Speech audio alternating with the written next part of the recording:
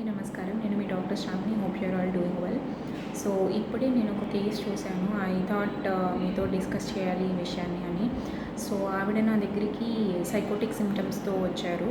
ఒక psychologist refer చేస్తే. So ఆవిడకి యాంటీసైకోటిక్స్ స్టార్ట్ చేశాను and she had an improvement of about 80% in 2 monthsలోనే 80% improvement వచ్చేసింది ఆవిడకి. దాని తర్వాత ఆవిడ ఏం చేశారు అంటే, నిదానంగా ఎలాగో ఇంప్రూవ్మెంట్ వచ్చేసింది కదా, ఇంకా మెడిసిన్స్ ఎందుకు వాడడం అనే ఉద్దేశంతో ఒక 3 months వాడకుండా ఈ రోజు మళ్ళీ వాళ్ళ నా దగ్గరికి రావడం జరిగింది. బికాజ్ ఒక 10 days నుంచి షీఈస్ బీన్ సఫరింగ్ విత్ మళ్ళీ ఆ మాటలు వినిపించడం కానివ్వండి, హెడేక్గా ఉండడము, నిద్ర అసలు పట్టకపోవడము, ఇవన్నీ సిమ్టమ్స్తో. సో ఎస్, మెడిసిన్స్ అనేవి ఎలా పడితే అలా స్టాప్ చేయకూడదండి. సో ఎలా అయితే మేము ప్రిస్క్రైబ్ చేస్తామో అలానే మీ ఇంప్రూవ్మెంట్ని బట్టి ఆ డోస్ అంతా టేపర్ చేసుకుంటూ మేమే స్టాప్ చేస్తాము మెడిసిన్స్.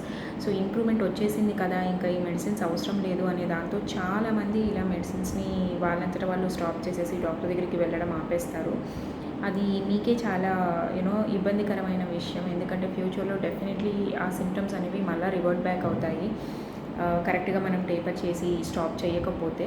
సో కాబట్టి if you have any problem kindly go and discuss with your doctor. అంతేకాని మీరు అలా ఓన్గా డెసిషన్స్ తీసేసుకొని ఇలా మీ వచ్చిన ఇంప్రూవ్మెంట్ని కంప్లీట్గా జీరో మాత్రం చేసుకోకండి.